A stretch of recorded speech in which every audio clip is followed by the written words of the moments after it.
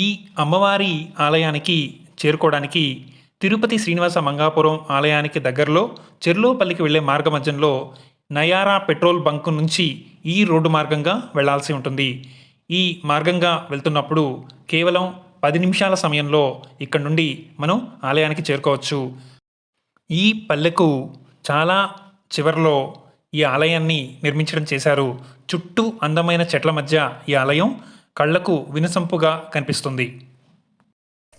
ఉదయం 11 గంటలకు ఈ ఆలయానికి చేరుకున్నాం.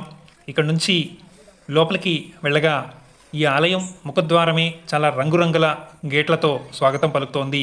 ఆలయం కూడా చాలా పెద్దది. ఈ మధ్య కాలంలోనే ఈ ప్రహరీ కూడా రంగురంగులన్నీ కూడా వేసినట్లుగా చెప్తున్నారు. ఈ గుడికి ధర్మదాతలు కూడా చాలామందే ఉన్నారని చెప్పారు. ఆలయం లోపల చాలామంది భక్తులతో కిటకిటలాడుతోంది. ఆలయం వెనుక వైపున ఒక చెరువు ఉందని చెప్పారు.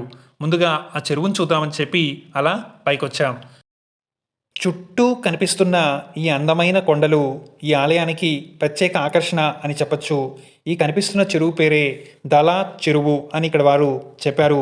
ఈ ఆలయానికి సంబంధించిన చరిత్ర తెలుసుకోవాలనిపించి ఇక్కడున్న భక్తుల్ని అడిగి తెలుసుకోగా ఈ ఆలయం గత 100 సంవత్సరాలుగా ఎలాంటి అభివృద్ధి లేకుండా ఉందని, ఇప్పుడిప్పుడే ఈ ఆలయాన్ని అభివృద్ధి చేస్తున్నారని, ఇక్కడి ప్రతినిధులు రాజకీయవేత్తలు కూడా ఈ ఆలయాన్ని ఇప్పుడు పట్టించుకొని ఈ ఆలయానికి కావలసిన అవసరాలని కూడా తీరుస్తున్నారని చెప్పారు.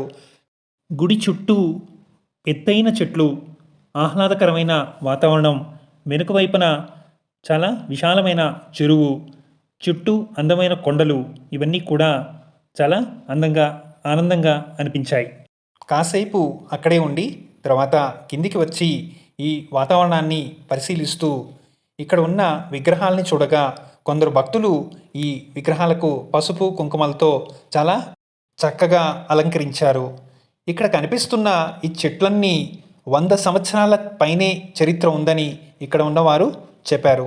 ఈ చెట్లు ఈ ఆలయానికి ప్రత్యేక ఆకర్షణ అని మరోసారి ప్రత్యేకంగా చెప్పక్కర్లేదేమో. చాలామంది భక్తులు తమ మొక్కుబడులను చెల్లించుకుంటున్నారు. డాక్టర్ చెవిరెడ్డి భాస్కర్ రెడ్డి గారు ఈ బెంచీలను అందించారు. ఇక్కడ కనిపిస్తున్న బావి 1968లో నిర్మించారని తెలుస్తోంది. భక్తులు ప్రత్యేకంగా అమ్మవారికి పూజలు చేస్తున్నారు. ప్రత్యేకమైన మంగళహారతులతో అమ్మవారిని పూజించారు. కొందరు బలిదానాలు కూడా చేస్తున్నారు. చుట్టుపక్కల ఉన్న 12 గ్రామాల ప్రజలు ఇక్కడికి తరచూ వస్తుంటారని, ఇక్కడ అమ్మవారిని ఏదైనా కోరుకుంటే అది ఖచ్చితంగా జరుగుతోందని ఇక్కడున్న భక్తులు చాలామంది చెప్పారు. తాము కోరుకున్న కోరికలన్నీ జరిగాయని, అందుకు తాము మొక్కుబడి తీర్చుకుంటున్నామని ఇక్కడున్న భక్తులు కూడా తమ విశ్వాసాన్ని చూపించారు. ఇక్కడ భక్తులు అమ్మవారిని ఏదైనా కోరుకుంటే ఖచ్చితంగా అది జరిగి తీరుతుందని భక్తులు చెప్పడం హర్షించదగిన విషయం. వేప చెట్టు కింద ఈ అమ్మవారి రూపాన్ని గమనించాం. చాలా చిన్నగా ఉంటూ ఇప్పుడిప్పుడు కాస్తగా పెద్దదవుతోందని ఇక్కడ భక్తులు చెప్పారు. ఎంతో భక్తి విశ్వాసాలతో అమ్మవారికి ప్రత్యేక అలంకరణ ఇక్కడ మనం చూడొచ్చు. వివిధ రకాల భక్తులు ఇక్కడికి అనునిత్యం వస్తుంటారని, ఇక్కడ ప్రత్యేకంగా మంగళ, శుక్ర, ఆదివారాల్లో అమ్మవారికి విశేషమైన పూజలు చేస్తుంటారని, ఇక్కడున్న పూజాది కార్యక్రమాలన్నీ భక్తులే ఎంతో ప్రత్యేకంగా నిర్వహిస్తుంటారని పూజారి గారు కూడా తెలియచేశారు. కాసేపటికి నేను కూడా నల్ల గంగమ్మ తల్లి దర్శనం చేసుకున్నాను. ఆ తర్వాత భక్తులతో మాట్లాడుతూ ఈ ఆలయానికి సంబంధించిన పూర్తి వివరాలని కూడా తెలుసుకునే ప్రయత్నం చేశాను. మేడం, ఈ గుడి మీరు రెగ్యులర్గా వస్తుంటారా మేడం ఇక్కడికి? వస్తుంటామండి. ఓకే మేడం, ఈ గుడి గురించి ఒకసారి అమ్మవారి పేరు నల్ల గంగమ్మ తల్లి. పెరుమాళపల్లి పంచాయతీకి సంబంధించి చాలా డెవలప్మెంట్ అనేది చేశారు. అమ్మవారి ఏమంటే చాలా సత్యమైన తల్లి. మనస్ఫూర్తిగా నమ్మి మన సమస్య ఏదన్నా అమ్మకు చెప్పుకొని పరిష్కారం అడిగితే ఖచ్చితంగా తీరుస్తారు. అందుకని ఇక్కడికి వచ్చిన భక్తులందరూ కూడా మొక్కుబళ్ళు పెట్టి ఇక్కడ తమ సమస్యలు తీరగానే 10 మంది వచ్చి కలిసి అమ్మవారికి ఘనంగా పూజలు చేసి ఇక్కడే భోజనాలు చేసుకొని 10 మందికి భోజనాలు పెట్టుకుని వెళ్తుంటారండి. ఈ మధ్య ఇంకా చాలా చక్కగా కూడా డెవలప్ చేసినారు. బహుశా ఈ చుట్టుపక్కల ఏరియాలో ఇక్కడ అమ్మవారికి ఇంత ఘనంగా చేసిన దాఖలాలు లేదు. దీన్ని బట్టి అర్థమవుతుంది అమ్మవారి ఎంత సత్యమైన తల్లి, తమలో ఎంత దయతో ఉంటారు అనేది. మిగతా విషయాలన్నీ కూడా వాళ్ళ పూజార్లకు తెలుస్తాయండి. ఓకే మేడం, మీరు ఎప్పటి నుంచి వస్తుంటారు మేడం ఇక్కడికి? దాదాపు 5 yearsగా వస్తున్నామండి. మా కుటుంబంలో ఏ సమస్య వచ్చినా కూడా మేము అమ్మ దగ్గరికి వచ్చి ఆమెకే విన్నవించుకుంటున్నాము.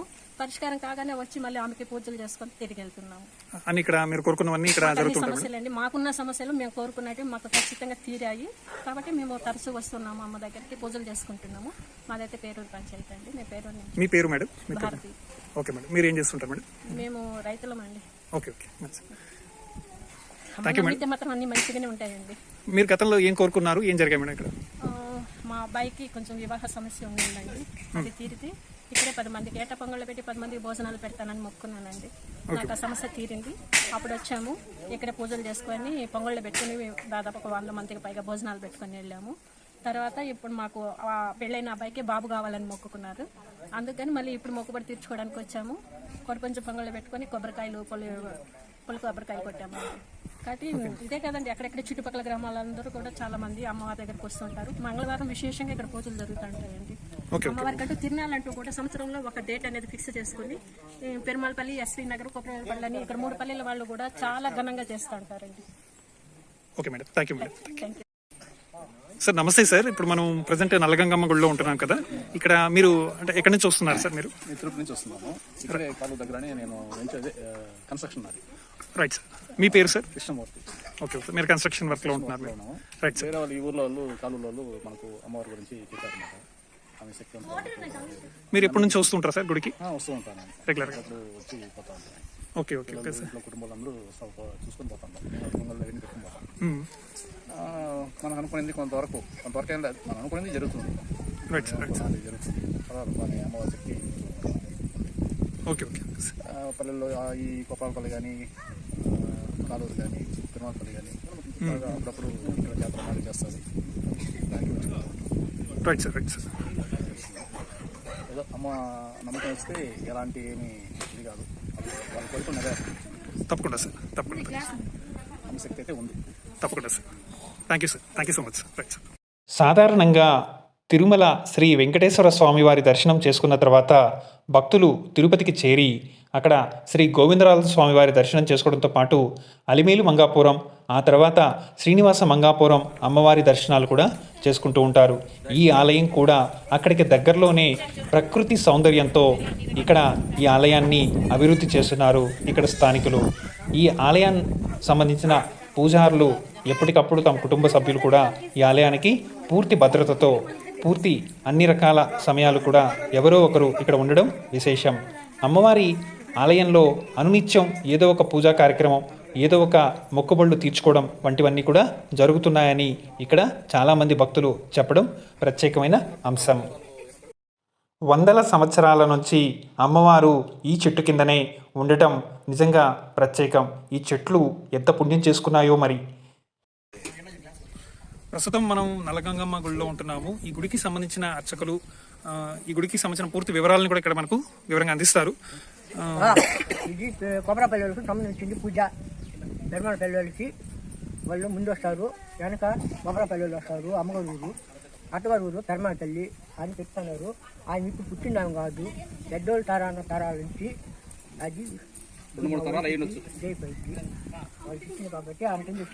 ఎలా ఇక్కడ అమ్మవారు మనకు ఎలా ఇక్కడ ఈ ఆలయం అన్నది ఎలా స్వామి ఎలా జరిగింది ఇక్కడ? పెరిగింది ఇదే ఊరు, ఆయనకి మరో ఊరు కాదు. అదంతా చాలా ఇంకా చాలా పెద్ద చాలా జన్మైంది. ఆయన పెరిగింది కాబట్టి ఆయన అమ్మారు అందరికీ మంచి చేస్తుంది. అది అందరికీ జరగదు. మా కష్టాలు వచ్చినా, నష్టాలు వచ్చినా, పాపాలు వచ్చినా, ఏడు వచ్చినా ఇల్లు కాని వాళ్ళు కానీ మొక్కుకుంటే కానీ కొంచెంగా ఇస్తున్నారు వరాలు. ఊరి కళ ఊరిపోయినా కానీ వాళ్ళు జట్టేసి కలుపుతున్నది. భార్య బట్టలు ఎవరు లేకుండా కానీ కలుపుతున్నది. అందువల్ల అమ్మమ్మ నల్లగంగమ్మని వేసిన దారాశులు కట్ట పెరుమాళపల్లి పంచాక్షులు తగులుతున్నది. కాబట్టి కొబ్బరపల్లి పెట్టి సంబంధం వచ్చింది. ఎప్పటి నుంచి ఉంది స్వామి ఈ గుడి? మనకు గుడి ఎప్పటి నుంచి? ఇప్పుడున్న గుడి కాదు ఇది. మా ముత్తాతలు వాళ్ళ ముత్తాతలు కొబ్బరపల్లికి సంబంధించింది. Okay okay. ఇక్కడ ఈ గుడికి సంబంధించిన మరొక భక్తులు సంబంధించింది కాబట్టి మరొక భక్తులు 10 మంది సంబంధించి చూస్తున్నారు. 10 మంది వచ్చి చూసి పోతా ఉన్నారు, దండం పెట్టుకుంటున్నారు. ఇది గుడి కాదు, ఇది గుడి కాదు. ఈ చెట్టు కిందనే ఉంటుంది. ఈ చెట్టు కిందనే ఆమె గుర్తుంది. చెట్టు కిందనే ఉంటుంది. గుడి కాదు, గుడి కాదు. చెట్టు కిందనే ఉంటాయి. ఆ తల్లి ఉంటున్న ఇల్లు. చెట్టు కిందనే పుట్టారు, చెట్టు కింద ఉంటారు. ఓకే ఓకే, అంటే పుట్టింది పెరిగింది అంతా ఇక్కడే. గుడికి లేవు, ఆ చెట్టు కిందనే ఉంటాయి. అదే సమయం ఉంటుంది. Okay okay. మన కోరికలు తీరుతుంది. మీరు ఇంతకుముందు ఏదైనా కోరుకున్నారు సార్? ఏదైనా కోరుకున్నారా? జరిగింది అనేది? ఎందుకంటే నేను బోర్ విషయంలో కానీ గంగాదేవి గురించి కానీ వస్తే నీళ్లు పడింది. Right sir. వాళ్ళ పిల్లలు మంచి చదువులు రావాలి అనేసి సంవత్సరానికి తిను అనుకో. సంవత్సరం పిల్లలు కూడా బాగా చదువుకున్నారు, బాగా ఇదైనా ఏదో వాళ్ళు నెమ్మదిగా ఉన్నాము. ఇప్పుడు కుటుంబంలో బాగున్నాము. అమ్మవారి దయ కొంచెం పర్వాలేదు. Right sir, right sir. అమ్మ అనే నమ్మకం ఉన్న వాళ్ళకు ఎలాంటి ఇది చేయదు, ఆమె కోరికను తీరుస్తుంది. తప్పకుండా గొప్పతనం. తప్పకుండా సార్. అమ్మ నల్లగంగమ్మ తల్లి.